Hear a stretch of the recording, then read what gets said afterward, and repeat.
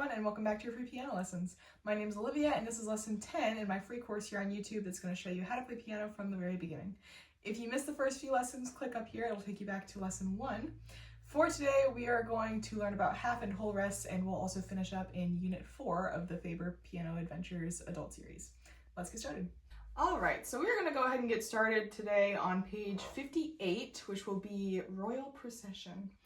So we have a lot of C major chords in this one, which we learned about last week.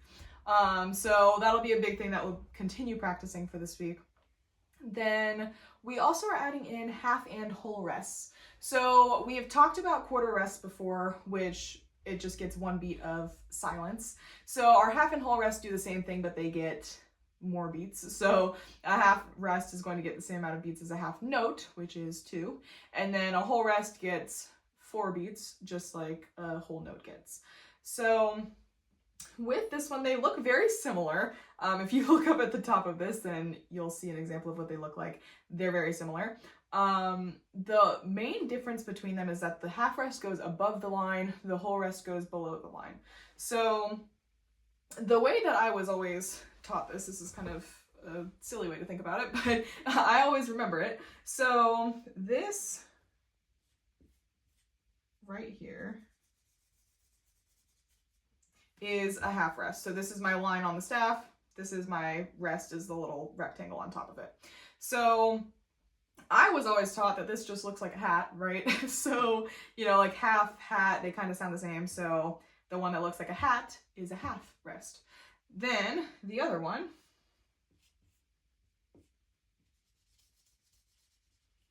this is a whole rest. The one that I was taught for this is my line on the staff. If we've got a little friend here, there he is, then if he's walking down, this is like maybe a little road, right? Then this is a giant hole in the ground. Then he falls into it. So so that's the way that I always learned it. This is a whole rest. It looks like a little hole in the road. So that's how I learned it. Do with that what you will. The other way to think about it though is if we've got a measure where maybe I've already got a half note here, and then we've got the half rest. This can't be a whole rest, right? Because if it were, then we would end up with, this would be 6 beats, which doesn't work. So we know that that can't be a half rest. Just like if we have a measure by itself, a measure 4/4 specifically by itself, and we have a whole rest, we know that this can't be a half rest because then we don't have enough beats. So you can also figure it out based on what else is going on in the measure. If you have other stuff going on, it's probably a half note, or a half rest, I mean. If you do not have anything else in that measure, it's probably a whole rest. So that's the other way to remember it. So that's our new thing for this week. We've got half and whole rests. So those are just going to fill out all of the space that we had in between our notes and things. The other important thing to note in this one, let me get rid of all this stuff here. Then when I have a rest, if I've got, this will be my right hand part up here. Here's my left hand. Then as I'm playing stuff, if I have, maybe I'll make a whole note. This is my C major chord. And then I've got in my right hand, maybe this is a half rest. And then we'll do quarter note C's. And then that's my measure. So we're in 4/4 right now. If this is what my measure looks like, I don't really have to bother too much with this half rest. They're mostly just there to fill up the space because I'm playing this whole note anyways. So these 4 beats are the same as these 4 beats. They're happening simultaneously. So this right here, I'm holding for 4 beats. I'm just going to hold this for 1, 2, then these quarter notes are 3, 4. So I'm holding 1, 2, 3, 4. So my whole note just holds during this, and then I'm counting this here. So the half rest here doesn't really make that big of a difference. We're just using it to fill up the space so that you know when these come in, but otherwise you don't have to count it individually because those counts you're just counting down here anyways. So you don't have to worry about them too much. It's just showing you which beats these are falling on, because otherwise it's kind of hard to tell. If we just have this, then these really could be anywhere. So that's the main thing that they do, is they just show you where are the empty spaces. So for this one, we'll go ahead and give this a go. Let's see, I'll put this down here. So we have a lot of pedal in this one, so you've got to watch out for that. You do still have some tied notes in this. So if you look at the very beginning in your left hand, you've got those C major chords, which are tied together. So we're going to hold them for 8 beats. And then that's really all the main stuff in this one. We just have a ton of C major stuff going on in here. So we'll continue practicing that from last week. So I'm going to start off in my C pentascale here, just like we were in for last week's songs. And then let's give it a go. I'll start it from the beginning.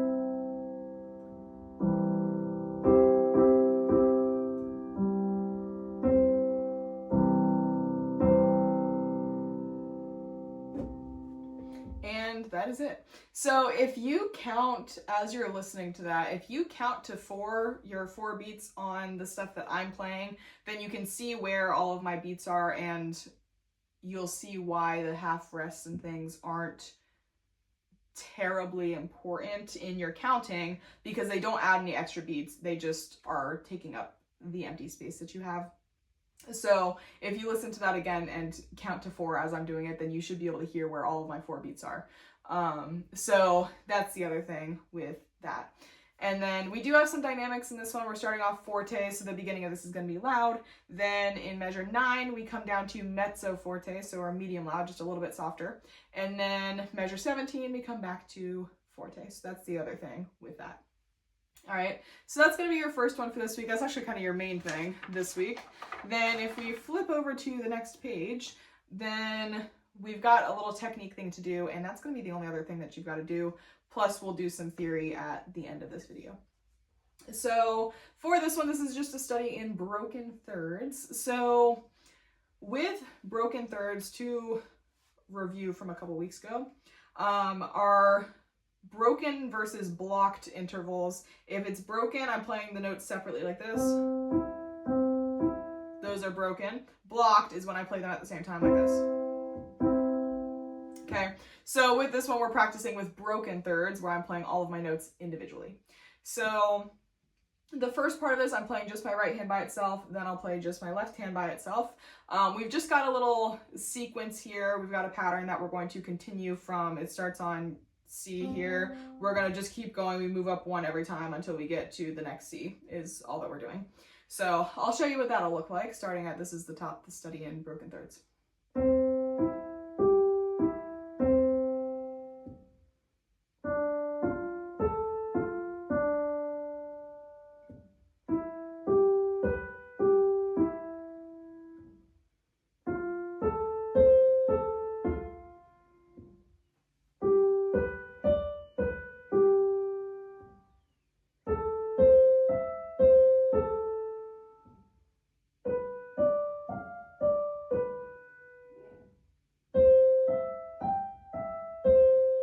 And then that's where it ends.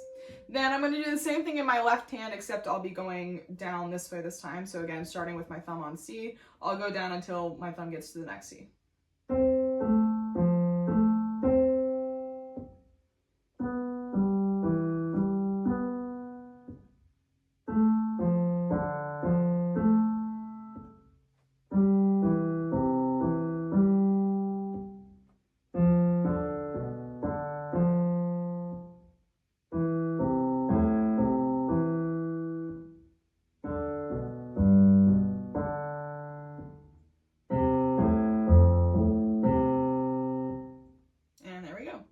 Then the last part of this, the rhythm study on the bottom, same thing, we've got a pattern. We're going to continue it from C all the way up to the next C. So here's what this one sounds like. We do have a tied note in the middle of this.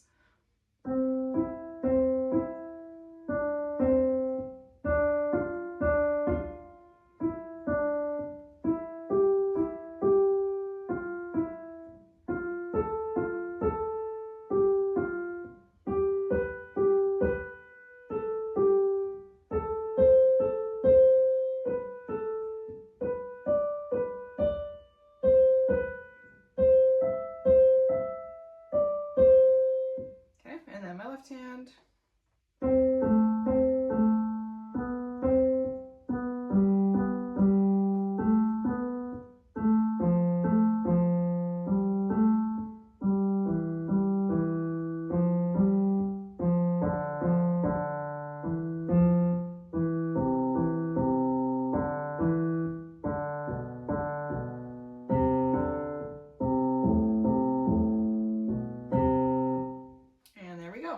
And then the last thing that we have to do is our theory. All right, so the last thing that we have to do for today is our little bit of theory that wraps up Unit 4 in this book. So I'm gonna go through all of the answers to these with you here. So if you'd like to try it on your own, then go ahead and pause the video here and then you can come back and check your answers. So for this first part of this here, they're just asking us to draw the note that's a third up or down from the one note that they've given you using whole notes. So in this first part, they've already given you both of the notes here. So we also just have to name the notes that they've given us. So this first one right here is a C. This one is E right here because it's a third up from C. So we're skipping over D and then we get to E. Then this next one right here, this note is a D. To go, they're asking us to go up a third on this one. So if this is a space note here, then we have to go up to the next space, right? So from this space, the next one is going to be right there. All right, then this note right here is an F. All right, now they want us to go down a third. So we're starting off, this is a G right here.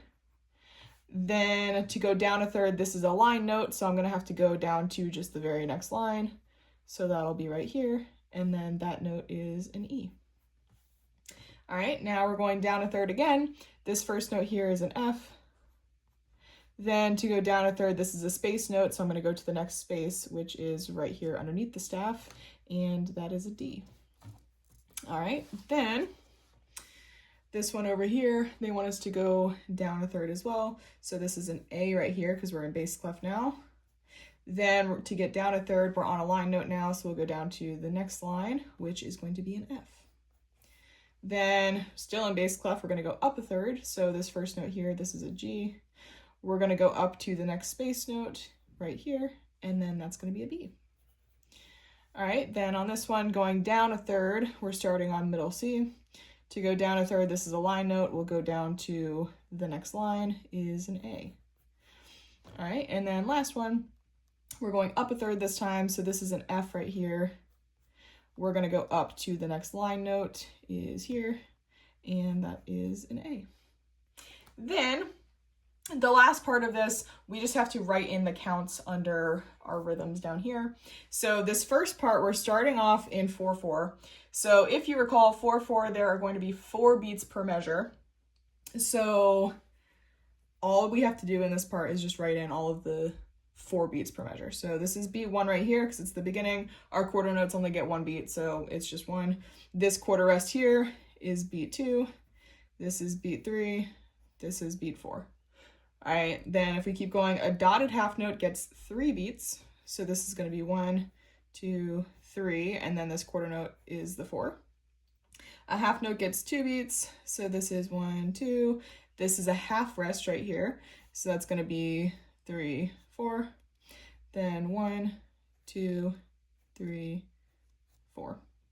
All right, then the second part, same thing, except now we're in 3/4. There are only going to be 3 beats per measure. So this is beat 1, 2, 3, 1, 2, 3, 1, 2, and then this is beat 3 over here. This is a whole rest in 3/4. A whole rest actually only gets 3 beats because the whole rest is just taking up the entire measure. So there is no such thing as a dotted half rest. We don't really do that. They'll just give you a whole rest instead, and then it just counts for 3 beats. Like that. And then our dotted half note here gets 3 beats as well, so that's the entire measure. All right. Then for this bottom part down here, I'm going to play you one of those 2 examples, and then you will guess which one it is that I am playing. All right, so this first one that I'm going to play is either going to be 1A or 1B. So here's the first one.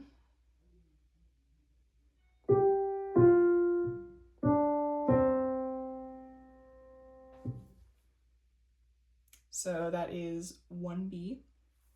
Then our next one,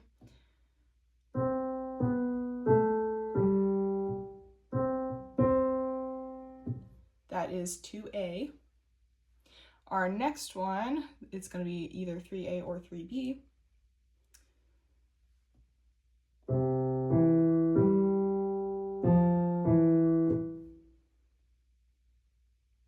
And that one is 3A. And that is all of our theory. So that was the last thing that we had to do. All right, guys, that is all that we're going to go through today. Let me know in the comment section down below if you have any questions, and don't forget to subscribe and hit the notification bell if you haven't already so that you don't miss any future lessons. Thank you guys so much for watching, and I'll see you in the next one.